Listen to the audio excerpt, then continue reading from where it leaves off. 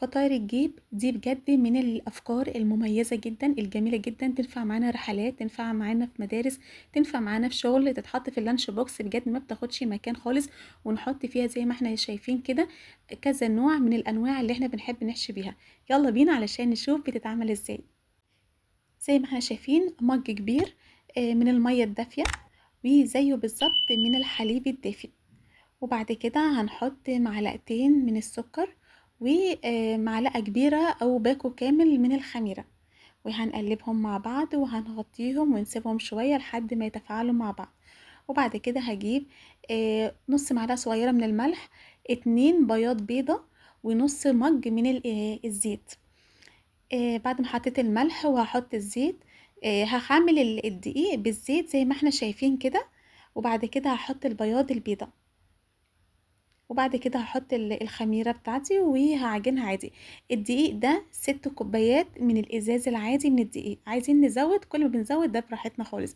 بعجنها كويس جدا، وبحط بعد كده في البولة بتاعتي نقطة من الزيت، وبعد كده بغطيها او بقفلها زي ما احنا شايفين، وبحطها في مكان دافي لحد ما تختمر زي ما احنا شايفين كده.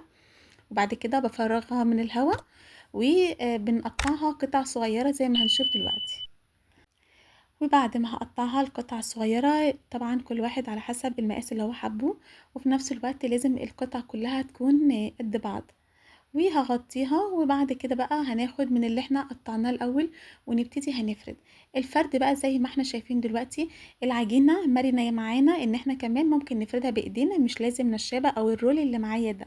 وبعد ما بفردها دايرة كده زي ما احنا شايفين، هجيب الزيت وهحط بس مش زيت كتير، زي ما احنا شايفين كده زيت مش كتير، بس علشان ده اللي هيخلينا ما تلزقش في بعض. وبعد كده مرة تانية نعملها زي المثلث زي ما احنا شايفين دلوقتي. وبس كده هجيب صينية واحط لها نقطة من الزيت زي ما احنا شايفين، وهحطها. هنفردها فردة صغيرة بس على قد ما تقدروا، ما تدوسوش جامد، علشان لو دوستوا جامد هتيجوا بعد كده الجيوب اللي احنا هنفتحها هنلاقيها صعبة معانا.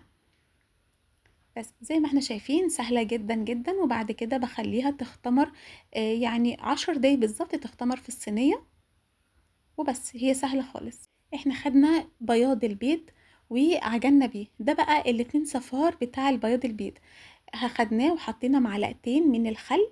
تمام، عشان مش عايزه احط فلفل اسمر فيه، الخل برضو بيشيل الزفاره بتاعه البيض زيه زي الفلفل الاسمر وزي الفانيليا. وبعد كده زي ما دهنتها زي ما شفنا، حطيت بقى سمسم وحطيت حبه البركه، ودي طبعا بتكون اختياري. بس كده، وسبتها زي ما قلنا ل10 دقايق اختمرت، وحطيناها في الفرن واستوت. وزي ما احنا شايفين بنفتحها كذا فتحة، ممكن بقى في النص كمان نحط كابوتشي، خس، خيار، زي ما احنا عايزين الحشو، يعني ده بقى بيكون اختياري.